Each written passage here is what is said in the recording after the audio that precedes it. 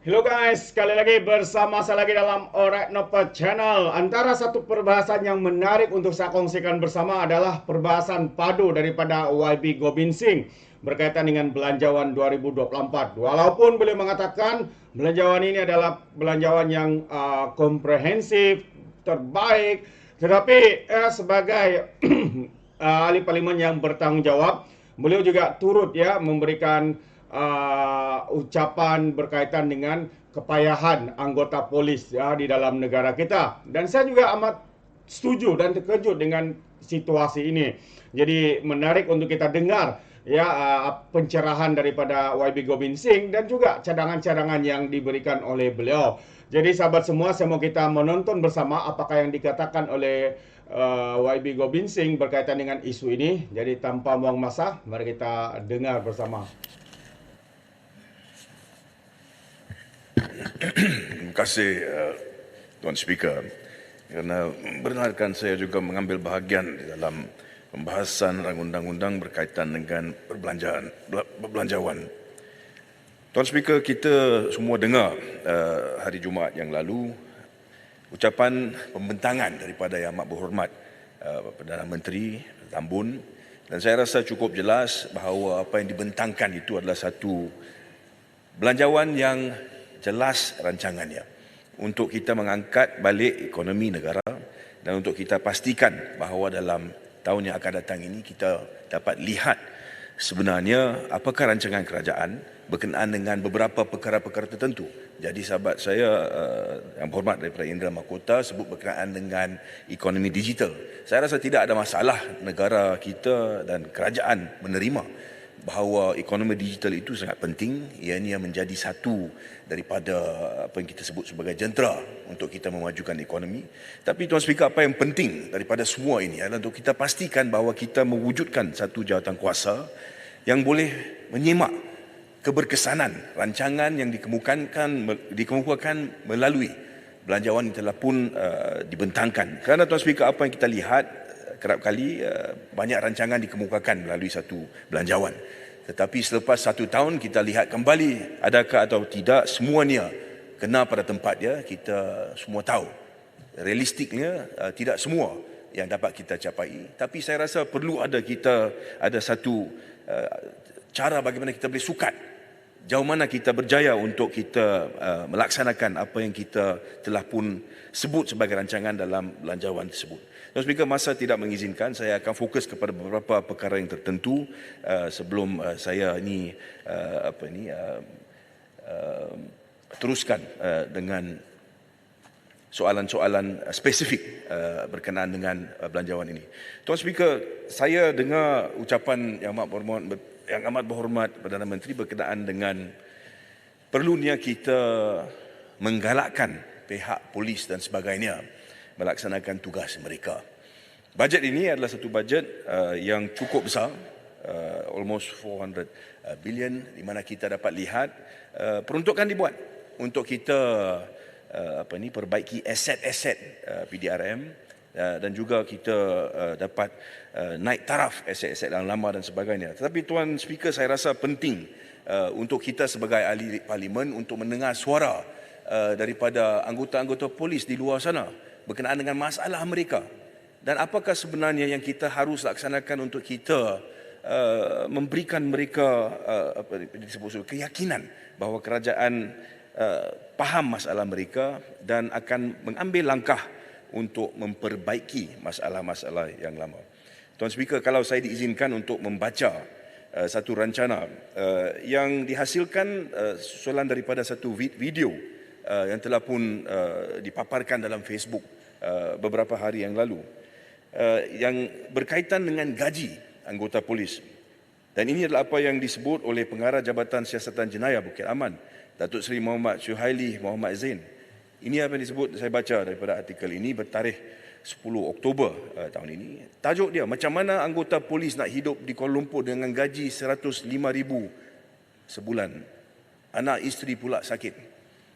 Ini apa yang disebut, setiap anggota baru dalam pasukan polis Diraja Malaysia PDRM boleh dikategorikan, Tuan Speaker, sebagai kumpulan miskin apabila menerima gaji permulaan sebanyak RM1,000 ringgit sebulan.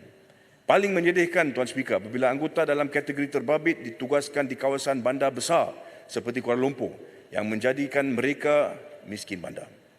Pengarah Jabatan Siasatan Jenayah Bukit Aman, Datuk Seri Muhammad Syed Ali Muhammad Zain berkata anggota-anggota terbabit menandatangani jawatan terrekrut konstable dengan tangga gaji RM1441 dan selepas tamat latihan, Tuan Speaker, diberikan gaji dan allowance berjumlah, ini termasuk apa yang mereka boleh claim, sebanyak 1,800 sebulan. Mereka ini akan membawa balik gaji bersih berjumlah 1,500. Nah, bolehkah anda hidup di Kuala Lumpur dengan gaji sebegitu? Dan itu tidak lagi mengira atau mengambil kira lagi kos membiayai untuk penyakit, anak istimewa, biaya hospital dan sebagainya. Dan Tuan Speaker, ini adalah suara-suara yang kita dengar daripada PDRM yang saya rasa perlu kita memberikan tumpuan. Kita semua tahu apabila berlaku satu masalah, mereka yang boleh sebut di hadapan untuk mengatasi masalah itu adalah anggota polis. Tuan Speaker pun bekas anggota polis, saya tahu. Jadi we must appreciate masalah yang mereka hadapi. Dan apakah sebenarnya langkah-langkah yang kita akan ambil untuk pastikan bahawa masalah ini dapat kita perbetulkan. Kita lihat jumlah-jumlah yang sangat besar ditumpukan untuk masalah-masalah tertentu. Tapi saya nak tanya kerajaan untuk memberikan kepada Dewan Yang Mulia ini satu jawapan. Apakah rancangan kerajaan untuk kita menyelesaikan masalah ini? Bukan saja untuk anggota polis, tentera juga. Bagaimana kita boleh pastikan bahawa mereka yang melaksanakan tugas ini, kita berikan fokus. Saya lihat Amat Berhormat daripada Tambun memberikan fokus kepada quarters dan sebagainya. Itu satu langkah yang baik. Tetapi itu tidak mencukupi. Kemudian soal berkaitan dengan kalau tidak cukup wang itu, bagaimana mereka nak menyerah hidup? Tuan Speaker, kita ada masalah-masalah yang cukup besar apabila kita sebut berkenaan dengan pegawai-pegawai awam yang ditawarkan macam-macam dalam hidup mereka, dan itu adalah perkara-perkara yang boleh membawa kepada kesalahan. Kita tidak mahu satu keadaan di mana keadaan terdesak akan menyebabkan perkara-perkara itu berlaku. Jadi di situ, Tuan Speaker, kita lihat kembali kepada apa sebenarnya yang kita boleh buat untuk membantu golongan ini. Saya minta kerajaan untuk memberikan respons. Tuan Speaker, dalam keadaan dalam masa yang sama, Tuan Speaker, boleh saya sikit saja mengenai polis tadi? Sila, sahabat saya Tasik Lugo. Yang betul dan Yang Berhormat, saya ucap terima kasih banyak kepada atas isu yang ditimbulkan tadi, dan saya amat menyokong bahawa bayaran ataupun emolumen yang diberikan kepada anggota polis perlu disemak semula. Saya nak minta supaya Yang Berhormat juga kalau boleh mencadangkan supaya selain daripada gaji, maka allowance juga dipertimbangkan semula. Kadang-kadang jadi tak logik, allowance motosikalnya, allowance petrolnya, allowance rumahnya semua rendah berbanding kos sara hidup sebenar. Sedangkan mereka berada di front line dalam memastikan keselamatan kita. Terima kasih, Yang Berhormat. Terima kasih sahabat saya daripada Tasik Lugo, Tuan Speaker, saya masukkan itu dalam ucapan saya. Tambah daripada itu, saya juga dalam video itu saya dengar bila naik pangkat pun gaji yang ditingkatkan itu kadang-kadang sebanyak 80 ringgit sahaja. So itu pun perlu kita lihat bagaimana kita boleh perbaiki, Tuan Yang Speaker. Berhormat dan Masa sedikit je tenggara. Sila tengah. Kiri. Okay. Saya juga ingin menambah, saya bersetujulah dengan pandangan Damansara bahawa sebenarnya keperluan anggota kita, Datuk Speaker, berkaitan dengan macam polis dan tentera ni memang sangat meruncinglah. Kadang-kadang di tempat saya itu ada aduan mereka buat rondaan pun menggunakan kenderaan sendiri, dan kadang-kadang isi minyak pun guna peruntukan gaji mereka yang disebut oleh Damansara sedikit. Dan untuk tentera tadi ada sebut, di tempat saya ada satu camp, 6 ranger diraja.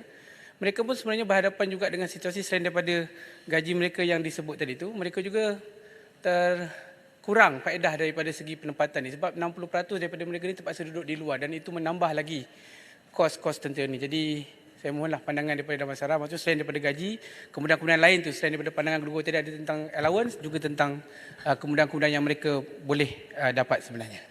Terima kasih Tenggara. Betul apa yang disebut, perlu kita untuk lihat secara holistik bagaimana kita boleh mengatasi masalah ini. Tuan Speaker, saya juga dengar kadang-kadang di balai perlu dibawa kertas A4 untuk digunakan untuk mesin cetak kerana tak cukup kertas dan laporan polis yang dibuat tidak boleh dicetak. Ini masalah yang kita hadapi, saya rasa masalah yang cukup serius. Kita kena tengok bagaimana kita boleh selesaikan, dan saya rasa kerajaan harus memberikan perhatian kepada perkara ini. Tuan Speaker, perkara yang kedua yang ingin saya bangkitkan adalah berkenaan dengan SPRM. Tuan Speaker, saya telah pun kerap kali bangun dalam Dewan Yang Mulia ini untuk minta supaya kita wujudkan satu jawatan kuasa di mana kita boleh pantau apa yang dilaksanakan dan dibuat oleh SPRM. Kerana banyak aduan yang dibawa, Tuan Speaker, berkenaan dengan salah guna kuasa dan sebagainya. Itu saya telah bangkitkan beberapa kali.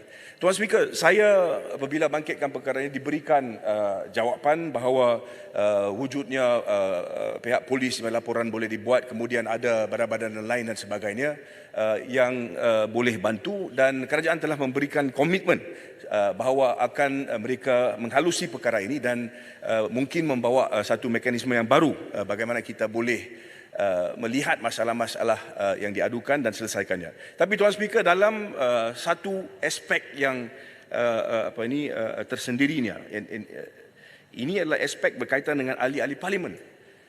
Tuan Speaker, beberapa hari yang lalu saya baca surat khabar di mana ada dinyatakan bahawa seorang ahli dalam Dewan Yang Mulia ini memberikan sokongan kepada kerajaan, pimpinan Perdana Menteri kita, iaitu Yang Berhormat daripada Kuala Kangsar. Dan apa yang disebut di situ adalah beliau hendak memberikan sokongan kerana beliau hendak peruntukan dan sebagainya untuk kawasan dia, dan diberikan alasan sebegitu dalam surat khabar. Dan masa yang sama, Tuan Speaker, saya lihat ada kenyataan dikeluarkan oleh Ketua Pembangkang. Ketua Pembangkang mengatakan bahawa sebenarnya apa yang berlaku adalah ahli Yang Berhormat daripada Kuala Kangsar telah pun menerima kunjungan daripada SPRM, pegawai, di mana telah pun dinyatakan bahawa ada masalah-masalah tertentu, kalau sokongan tidak diberikan maka mungkin akan diambil tindakan dan sebagainya. I won't go into the details because we do not want to go into that in this Dewan. Soal yang saya ingin bangkitkan, Tuan Speaker, dan ini bukan kali pertama kita dengar masalah sebegini. Tuan Speaker, masih ingat lagi kita ada aduan yang sama yang dibangkitkan oleh bekas ahli parlimen daripada Labuan, di mana beliau mengatakan bahawa apabila beliau dituduh di mahkamah, beliau juga mengatakan bahawa beliau telah pun didatangi SPRM, mereka telah pun memberitahu kepada dia kalau tidak menyokong kerajaan masa itu, maka tindakan akan diambil dan beliau akan dituduh. Beliau membuat keputusan tidak akan menerima ugutan daripada SPRM itu, kemudian beliau dituduh. Tuan Speaker, kita sebagai ahli parlimen, kita melalui satu proses di mana kita ini menggubalkan satu undang-undang untuk mengelakkan lompat parti dan sebagainya. Kenapa? Itu kerana kita mahu pastikan kita boleh mewujudkan kerajaan yang stabil untuk 5 tahun supaya kita boleh buat kerja dan membawa kepada apa yang perlu untuk kita menjayakan negara ini. Begitu juga bila kita kemukakan belanjawan. Belanjawan itu untuk setahun, kemudian ada belanjawan yang lain dan sebagainya. Tapi kerajaan masih wujud dan kita pastikan rancangan kita dalam 5 tahun itu dapat membantu negara ini dan masalah-masalah yang ada. Jadi kita ada undang-undang anti lompat parti. Tapi dalam masa yang sama kita dengar rungutan sebegitu rupa, di mana ada ahli parlimen yang kata tekanan dibawa oleh pihak-pihak tertentu dan sebagainya. Bukan saja SPRM, Tuan Speaker, tapi apa yang disebut adalah tekanan dibawa. Dalam kes ini SPRM. Tuan Speaker, kita ada undang-undang dan undang-undang yang tertentu untuk Dewan Yang Mulia ini. Saya rujuk kepada apa yang bernama atau berjudul sebagai Akta Majlis Parlimen Keistimewaan dan Kuasa 1952, dalam bahasa Inggeris Houses of Parliament Privileges and Powers Act of 1952. Di dalam undang-undang ini, dalam peruntukan ini, and I read section 4, Tuan Speaker. Ini apa yang disebut, saya minta maaf dalam bahasa Inggeris. Now, for the purpose of this act, the House is hereby declared to possess all such powers and jurisdiction as may be necessary for inquiring into, judging and pronouncing upon the commission of any such acts, matters or things as are made punishable as contempts under section 29 and awarding and carrying into execution punishment therefore provided by this act. Maksudnya, di dalam undang-undang ini kuasa ada terletak di dalam Dewan Yang Mulia ini untuk ambil tindakan kepada sesiapa yang melanggar peruntukan section 29 undang-undang ini yang membawa kepada penghinaan dewan. Tuan Speaker, kalau kita lihat kepada peruntukan undang-undang ini, ianya juga termasuk keadaan di mana seseorang ahli daripada Dewan Yang Mulia ini diberikan sebarang ganjaran. Saya baca apa yang disebut di dalam section 29D. Kalau diberikan sebarang penawaran kepada ataupun penyetuju terimaan oleh seorang ahli sesuatu sogokan untuk mempengaruhinya dalam kelakuannya sebagai ahli. Jadi tindakan boleh diambil. Tuan Speaker, saya dengar rungutan ataupun aduan berkenaan dengan wujudnya ugutan dan sebagainya. Soal yang berbangkit adalah kenapa kita sebagai ahli parlimen tidak ambil tindakan? Bukankah kita sebagai parlimen berkuasa untuk minta supaya ahli yang buat aduan itu datang ke hadapan, bagi kepada kita maklumat apa yang berlaku, kemudian kalau ada pihak yang dinamakan di situ, kita panggil ke dewan ini, tanya kepada mereka apa yang berlaku sebenarnya, dan kalau benar-benar kita dapati aduan itu memang itu benar, kita ambil tindakan. We have to find a way to stop this. Tuan Speaker, tidak kiralah ugutan itu datang daripada pihak mana. Dulu kerajaan di bawah pimpinan PN kita dengar masalah yang sama. Tapi sekarang dalam kerajaan ini juga saya dengar masalah yang sama. Tuan Speaker, saya minta supaya kerajaan dalam bantuan ini juga lihat mekanisme yang saya sebut, di mana kita patut mewujudkan satu jawatankuasa kuasa atau satu mekanisme di mana kita boleh pastikan bahawa kita atau tingkah laku kita sebagai ahli parlimen tidak tergugat. Kita bebas selepas kita ini dipilih oleh rakyat untuk mewakili parti-parti tertentu, kita bebas untuk laksanakan tugas kita. Tidak setakat bila kita berbahas di parlimen, keluar lepas itu ada ugutan dan tekanan di bawah. We cannot have that. We are members of parliament. Tuan Speaker, ada wujudnya undang-undang. Saya rasa kita perlu mengambil tindakan supaya kita dapat elakkan perkara ini daripada berlaku dalam masa yang depan. Sila pendang. Ya. Saya setuju dengan pandangan Damansara supaya kita bawa ke parlimen. Kita ada hak berdasarkan 29 yang disebut tadi, Akta 29. Kita dah ada presiden kes. Dengan izin, pada ketika 4 orang ahli parlimen daripada Sabah dan kita bawa ke sini, jadi tak dijawab, itulah. Jadi kita nak benda ni dilaksanakan masa ketika bermulanya 4 ahli parlimen daripada Sabah melompat masuk menyokong kerajaan. Terima kasih Pedang. Pedang itu perkara yang telah pun berbangkit dalam Dewan ini. Saya pun sedar berkenaan dengan perkara itu. Tapi perkara itu tidak menghubung kait ugutan atau tekanan yang dibawa oleh mana-mana pihak daripada luar. So ianya berbeza sedikit. Tapi Tuan Speaker, saya harap bahawa tindakan dapat diambil dalam aspek-aspek ini. Bila kita sebut berkenaan dengan belanjawan, kita nak perkukuhkan apa yang disebut sebagai kredibiliti kita sebagai satu negara di mana kita ini sebagai kita ada parlimen berdemokrasi, semua ahli parlimen berhak untuk bersuara dan sebagainya. Saya rasa kita perlu ada mekanisme di mana sekiranya seseorang ahli parlimen atau ahli Dewan Undangan Negeri dibawa sebarang tekanan, maka kita sebagai Dewan yang mulia ini dapat ambil tindakan. Tuan Speaker, akhirnya Tuan Speaker, masa tidak mengizinkan, saya juga ingin membawa kepada Dewan ini satu masalah berkenaan dengan kesan aduan-aduan yang dibuat berkenaan dengan salah guna kuasa pihak SPRM kepada pihak polis. Tuan Speaker, banyak kes di mana aduan polis dibuat. Aduan polis dibuat melibatkan salah guna kuasa pegawai SPRM. Tapi tindakan tidak diambil. Jadi saya nak minta kepada Dewan yang mulia ini, menteri yang berkaitan untuk menjawab beberapa soalan. Saya bagi satu contoh Tuan Speaker. Saya ada laporan polis. Laporan polis yang dibuat pada 10 hari bulan Disember 2021. Ini adalah laporan polis yang dibuat di Balai Jalan Dang Wangi. Dan ini dibuat oleh seorang warga negara China.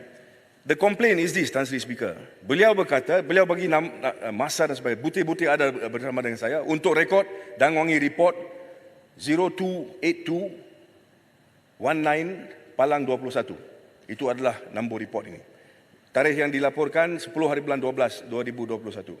Laporan ini menyatakan tarikh, ia kata pada 10 hari bulan Disember 2021, ini bahasa Inggeris saya terjemahkan. Tarikh diberikan, masa diberikan 12 noon, tempat diberikan rumah beliau di Ritz-Carlton Residence Jalan Ampang.